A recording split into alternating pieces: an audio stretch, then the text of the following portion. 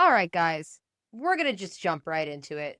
Today, I want to talk about something that wasn't recognized as a personality disorder until the year 1980.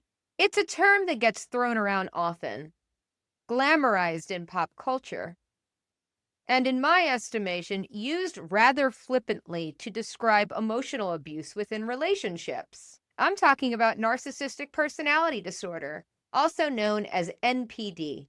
The reason I feel compelled to speak about this topic is that I really don't think that a lot of people know what it's like to meet a tyrannical, covert, malicious narcissist. And my mother was the victim of a narcissist.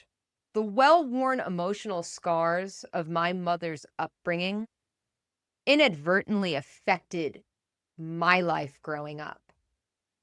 You see, my Nana, my mother's mother, was a narcissist, a textbook malignant narcissist who found enjoyment in looking good, gaslighting, and cats. And let's be real here.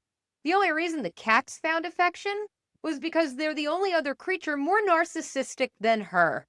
My mother spent her entire life trying to receive love from someone incapable of empathy and compassion. No matter how hard she tried, she was never good enough for my Nana. Maybe that statement resonates with you. And if so, I'm sorry. I'm sorry that you never received the love that you were looking for in a person who just isn't capable of it. And I'm here to tell you that it wasn't your fault that you were deceived. These people wear masks because they are too terrified to face who they truly are. If you're ready, it's time to explore the mind of a narcissist and talk shit on my dead grandma, because what's she gonna do about it anyway? On this episode of Trauma Bonding.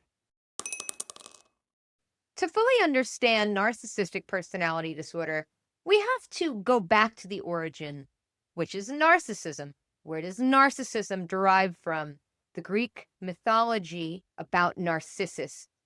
And Narcissus was so in love with his own reflection that when he looked into the river and saw himself, he fell in and he drowned. So, narcissism is a self-centered personality style characterized as having excessive preoccupation with oneself and one's own needs, often at the expense of others.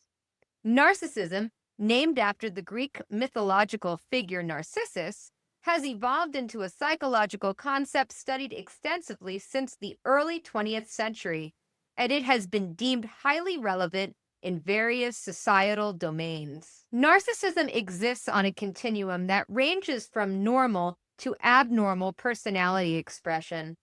While many psychologists believe that a moderate degree of narcissism is normal and healthy in humans, there are also more extreme forms, observable particularly in people who have the personality condition like narcissistic personality disorder, where one's narcissistic qualities become pathological, leading to functional impairment and psychosocial disability. It's also been discussed in the dark triad studies, along with subclinical psychopathy and Machiavellism. If only they would have included my Nana in that dark triad study. Those psychologists would have been locked in a padded room themselves, and it would have been she jingling the keys outside the door just to torment them.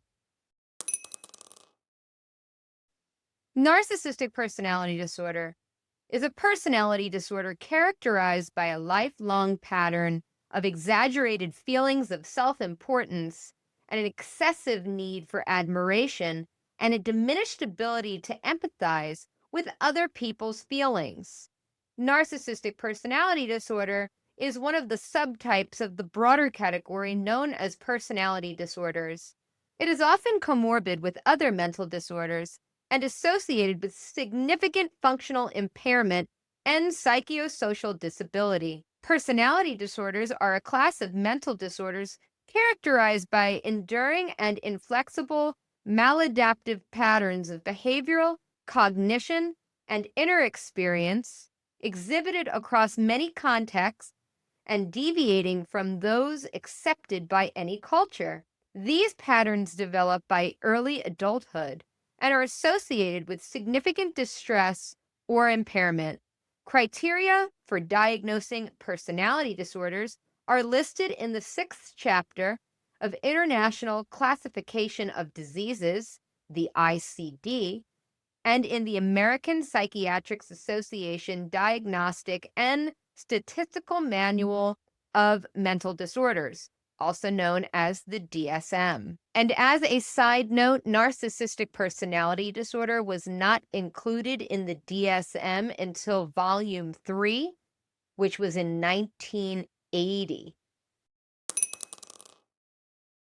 Let's talk about the different types of narcissism. There is overt and covert. Like my Nana was a covert. They're very sensitive, they're very internal. It makes their lashing out so much worse because they don't know how to react emotionally the way you or I would. Now, overt, that's your classic grandiose narcissist. That's the person that makes you feel bad just for showing up at the party that they invited you to. Everything is about them. It's all going to be done to their liking. They are the star. That is the difference between overt and covert. There are two types of narcissism: grandiose or overt, the classic kind of narcissist. You know what I'm talking about. We all know a classic narcissist. And a vulnerable or covert, one who hides in plain sight, narcissist. Grandiose narcissism is marked by extroversion, self-confidence, attention-seeking, and aggression. Vulnerable narcissism is categorized by introversion, high sensitivity, negative emotions, and a need for constant recognition and reassurance. A unifying theme of all forms of narcissistic personality disorder is self-enhancement, the belief that one's thoughts and actions set them apart from others. Individuals with narcissistic personality disorder, according to the DSM-5, exhibit 5 or more of the following, which are present by early adulthood and across contexts: grandiose, a sense of self-importance; preoccupation with fantasies and unlimited success, power, brilliance, beauty, or ideal love; belief that one is special and can only be understood by associate with special people or institutions; a need for excessive admiration; a sense of entitlement; exploitation of others; a lack of empathy; envy of others, or the belief that one is the object of envy; arrogant, haughty behavior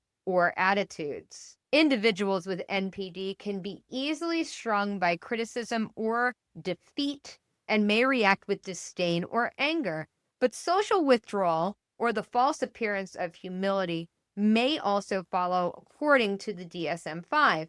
A sense of entitlement, disregard for other people, and other aspects of NPD can damage relationships. While a person with NPD may be a high achiever, the personality disorder can also have a negative impact on performance due to, for instance, one's sensitivity to criticism. Researchers have reported associations between NPD and a high rate of substance abuse, mood, and anxiety disorders. These may be attributed to the characteristics such as impulsivity and increased experience of shame in people with NPD. The presence of narcissistic traits in adolescence do not necessarily imply that a person will have NPD as an adult. So yes, narcissists, they are insensitive, they lack empathy, they love only the organism. Their whole goal is to protect the organism. It doesn't take a whole lot to anger a narcissist. Just living in their space can bother them. For instance, my mom was never really a big cat person, but she found this one outdoor cat and she named him Mr. T. Mr. T was a big black cat with a white chest. And she would get really happy and she would see the cat. She would go, Mr. T, Mr. T, Mr. T, Mr. T. As we do, animal lovers, we like to make up little songs and such. Well, one day she was coming back from school and Mr. T was gone. Well, Nana didn't like that my mom loved this one cat, so she had Mr. T euthanized. Loved every cat, but the one that my mother chose to love, that was the one that she sent to the gas chambers. But why hurt an animal? Because it was my mother's animal. Because my mom found joy singing to this big, beautiful cat outside. Gloria had to level the playing field. It's what she did. Now, just because someone might be one type of narcissist doesn't mean that they can't have more than one kind of narcissism by its definition. I would consider these categories to help identify the different personality traits. And you know what? It's time to play a game that my generation championed. And that game is self-diagnosis. I come strapped to the argument with my WebMD. We don't need a professional to do it. We grew up with Dr. Phil. Grandiose. This is also known as the classic or stereotypical narcissist, and what many think of when they use the term. These individuals are typically described as arrogant, entitled, charming, grandiose, superficial, and vain. Dr. Dervasola describes these individuals as show-offs and overly confident, and frequently not accompanied with an accurate assessment of their abilities. They have a lack of empathy and have a proclivity for lying. We and others may find ourselves attracted to them, and rather quickly, because they tend to be very charming and successful. When interacting with these individuals, one-on-one conversations tend to be one-sided. They will often be very talkative, but it is often about themselves. When you attempt to talk, they may seem uninterested and act busy. Covert vulnerable. The covert vulnerable narcissist is categorized by a lack of empathy, entitlement, hypersensitivity, passive-aggressive behavior, sense of justice, resentment, insecurity, low levels of self-esteem, and a higher level of depression. Contentment is pervasive and prominent in these individuals. In the extreme of the presentation, these individuals tend to exhibit behaviors consistent with sociopathy. These individuals frequently engage in projection. Projection is a defense mechanism unconsciously used to regulate anxiety. An example of this looks like when someone is being aggressive and then proceeds to accuse the person they're talking to as being aggressive instead of acknowledging their own behavior. When we cannot tolerate an aspect of ourselves, we have to discard it. This can lead to conflict, distress, and gaslighting. The hypersensitivity is related to perceived hostilities from others as well as feeling criticized by others. Their interaction with others often feels hostile, and they often interact with others with a hostile attribution bias. This means they experience others as hostile, and because there is a perception that others are being hostile towards them, they will respond in kind. What can further contribute to the covert, vulnerable narcissist's hostility and contentment for others is the grandiose belief they hold in themselves, which displays in a less obvious way than the grandiose narcissist that was described above. These individuals may present as though they misunderstood and/or their special abilities are not well understood, which further leads to their feelings of being cited by others and perceiving others as hostile. Additionally, with regards to a sense of justice, the covert vulnerable narcissist feels as though the world and others owe them and may be described as brooding. Another lovely personality trait of my Nana, malignant. According to Dr. Gervasila, this is the most toxic and aversive type of narcissist.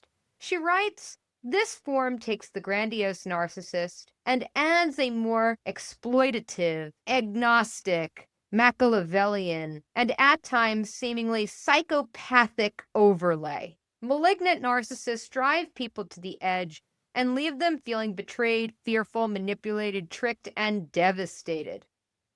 That's why Mr. T, he got the X. The malignant narcissist is often referred to as the dark triad. These individuals are quite charming yet political, manipulative, and often lack remorse. Due to their exploitative nature, they can truly cause a lot of devastation and damage to others. These are individuals who may not only bend or break the rules, but also abuse their power. These individuals often see others as disposable and a means to an end. Leaving a relationship with a malignant narcissist can be very difficult due to the fear of the narcissist and what they may do. Hell yeah, my Nana was doing more than lighting black candles. I'll give you a fun little story. My Nana had an affair with her married neighbor while she was still married to my grandfather. My grandfather dies. She continues to have the affair. 2 years later, the guy she's fucking, who's married, who has kids, drops dead.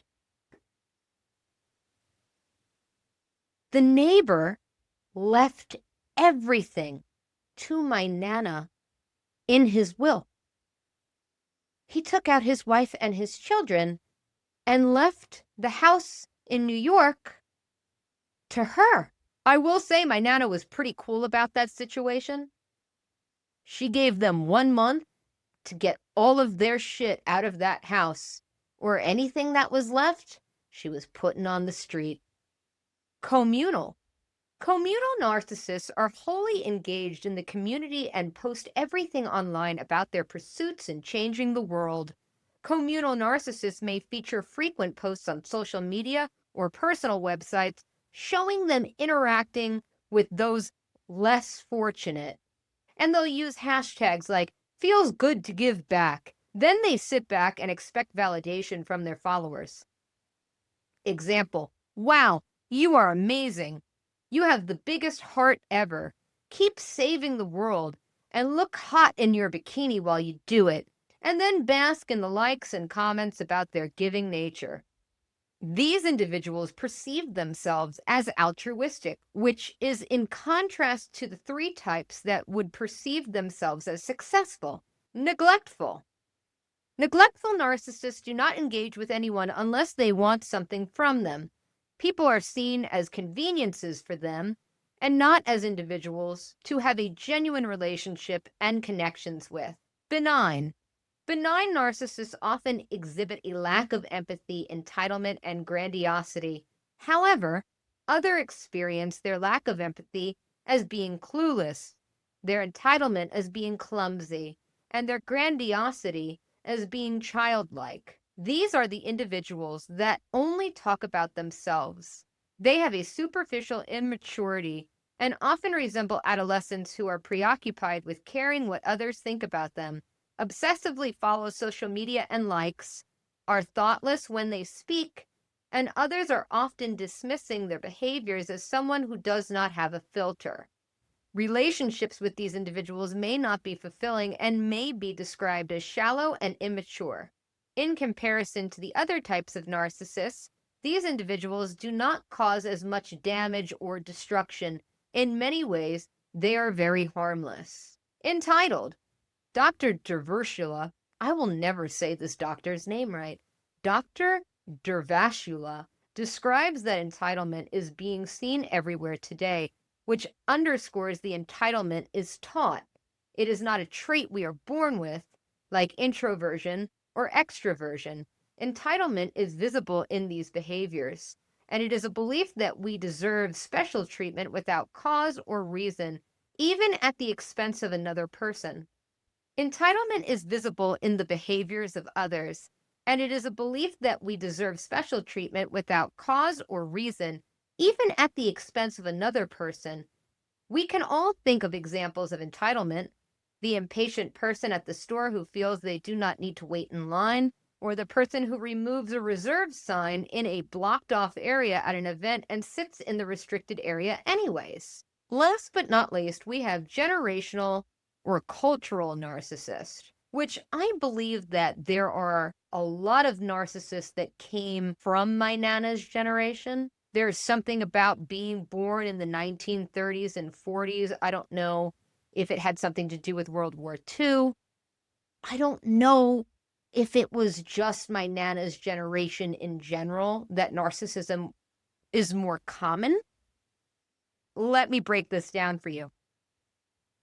This type of narcissist is one of the most difficult to describe, even in consideration of being a form of narcissism.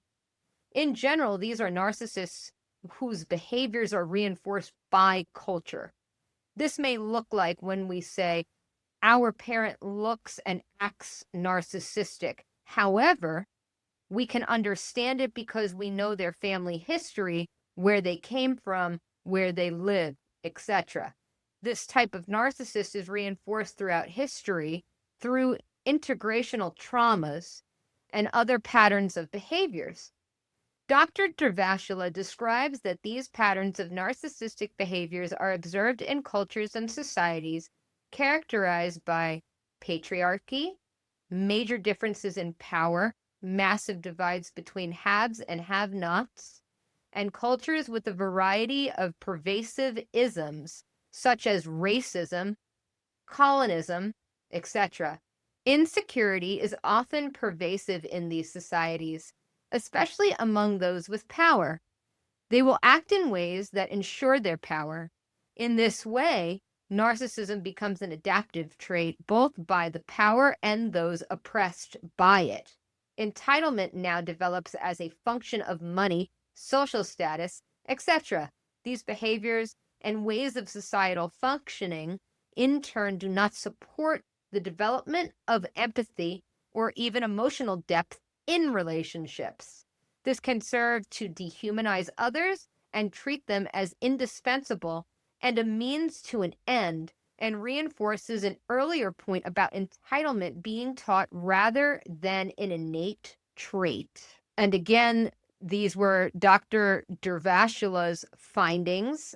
I don't know if I am pronunciating that correctly. I can only assume that I'm not, but now you've got a cohesive list of these narcissistic traits that exist between the covert and the overt.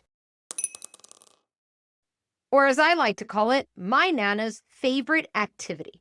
Gaslighting is a form of psychological manipulation, usually where the narcissist makes the victim question their sanity. Often it's to exhibit control over the victim. This will lead to confusion and dependency on their abuser.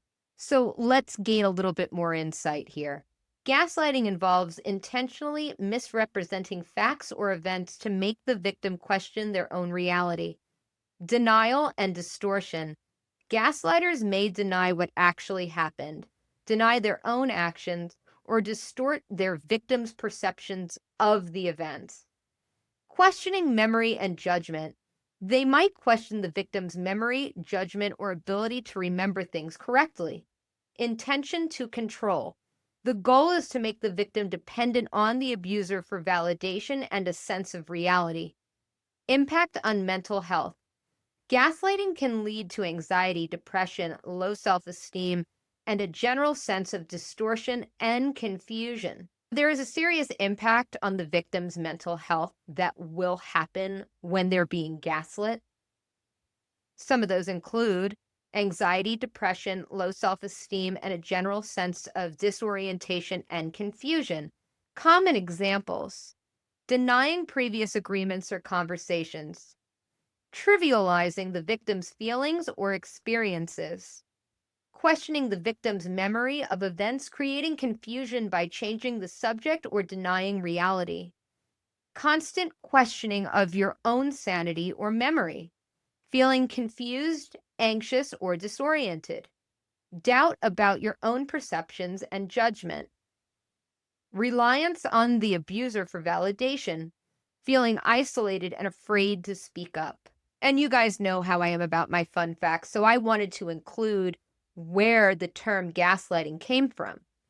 It came from a play that was in 1938, later converted to a film called Gaslight in 1944, starring Ingrid Bergman and Charles Boyer. It's one of my favorite movies.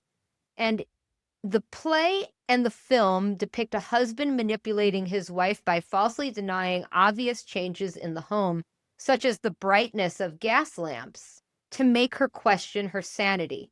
This manipulation used to control and undermine someone's reality is what the term gaslighting now refers to. Now, this wouldn't be a true video on narcissistic personality disorder if we did not talk about the underlying effects that happen to a person when they've been through significant abuse at the hands of a narcissist. My mother was the perfect example of that. My mom had really bad PTSD. And I know, as far as trusting people, she didn't know how to do that. She could trust me, but even sometimes she would question if I was being truthful with her.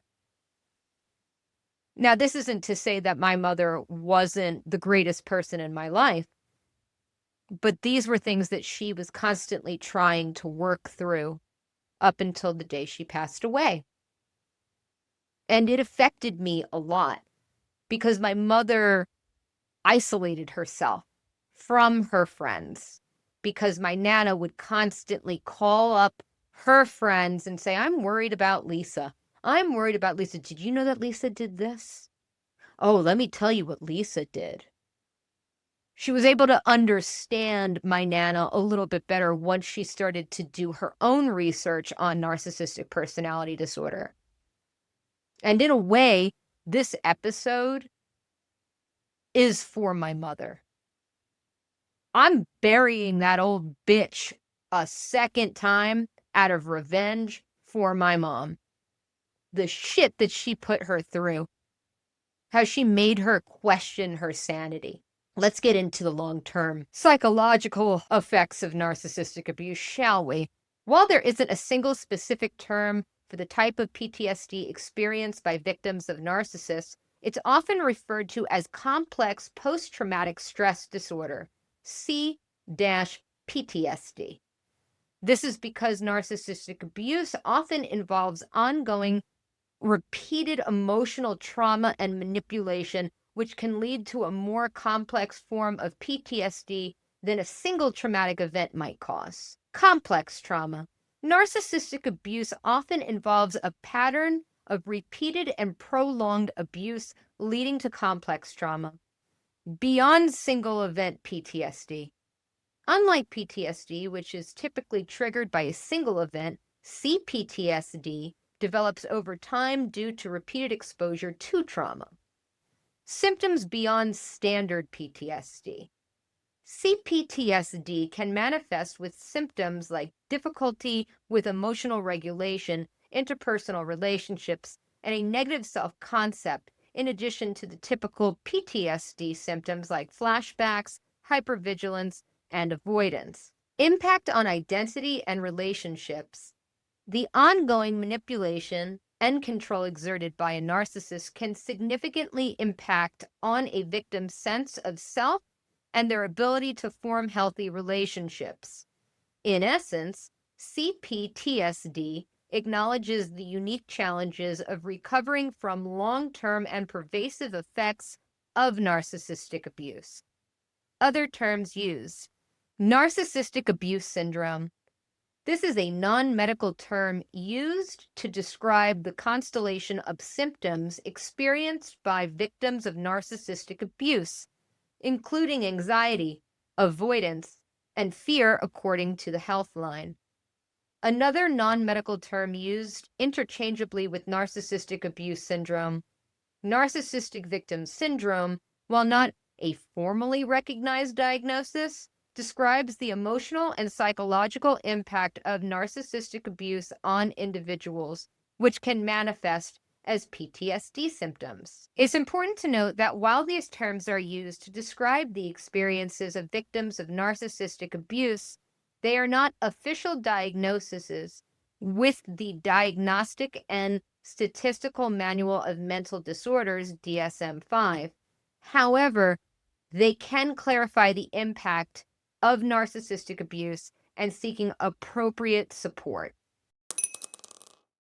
This is the point in the video where I'm going to talk about my Nana because she did a lot of horrible things to a lot of people.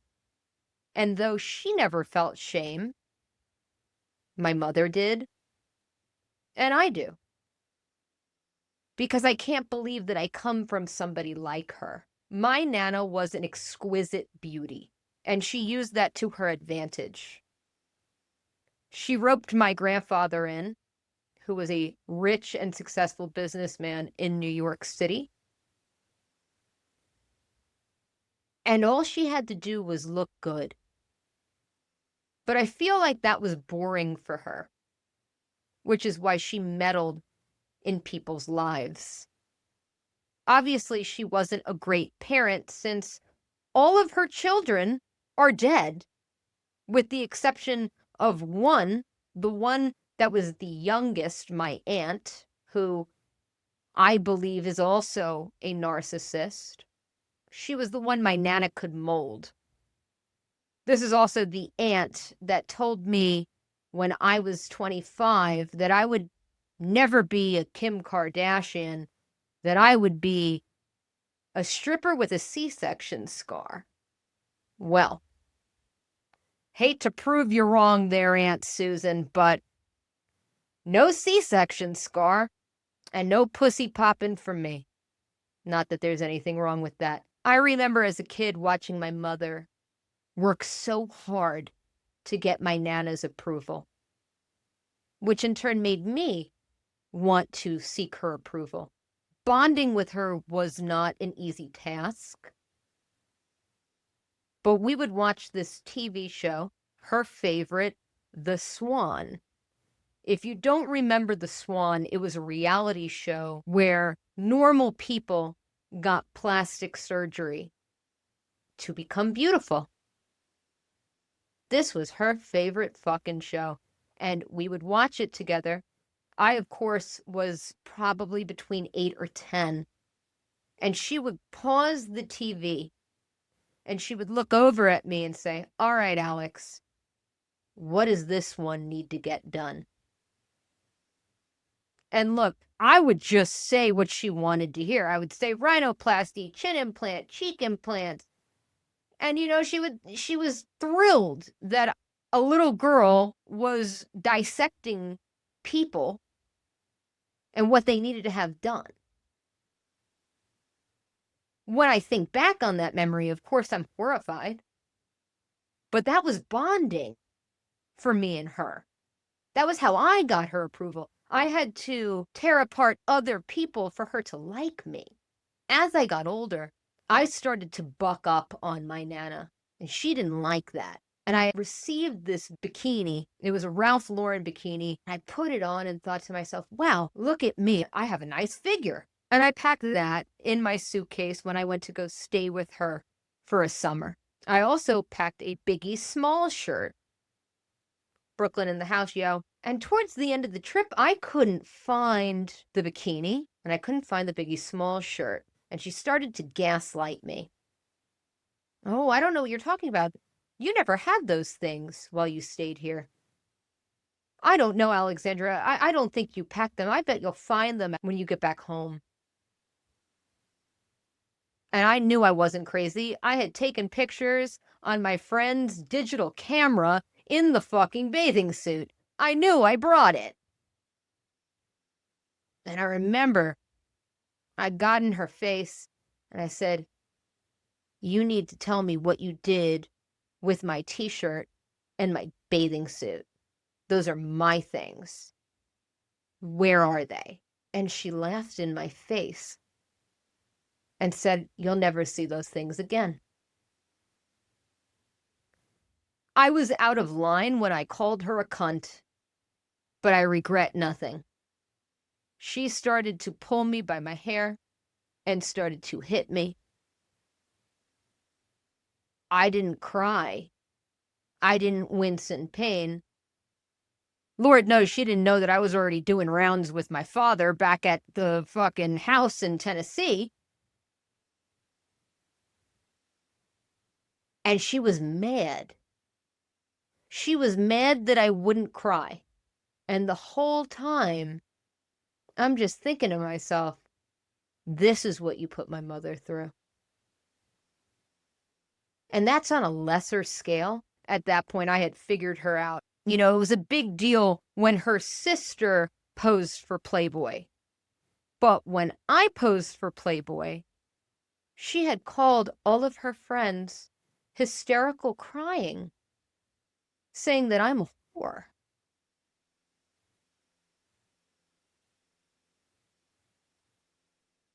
That was my shortened explanation of my experience with my Nana. My mother's is so much more devastating that I don't think that I can rationally get through filming the things that she did to her. And my uncle, and my grandfather, and even my cunt Aunt Susan. I remember as I formed the close relationships with the girlfriends that I have now, my mom would always say, don't trust them, don't trust them, don't trust them. Well, you know what? You're not going behind my back calling my friends and telling them that I'm insane. You're not trying to Francis Farmer me. And I'll be real here, I don't know if I'm going to use this take, but it was important for me to get this out so I didn't have to carry it with me, because I have been so mad the whole week that I have been putting together all of my notes, all of my findings. I've been seething with anger because I remember watching what she did to my mother. One of the most beautiful faces that I've ever seen. Yet even that mask couldn't hide how disgusting she was as a person.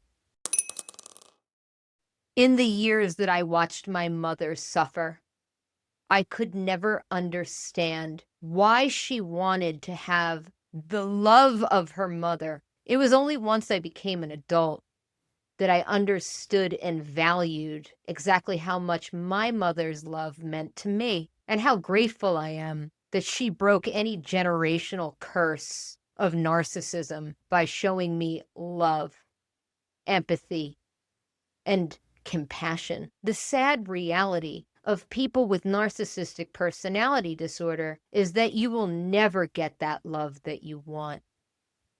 The fact is, they wear a mask because they don't know how to love you or themselves.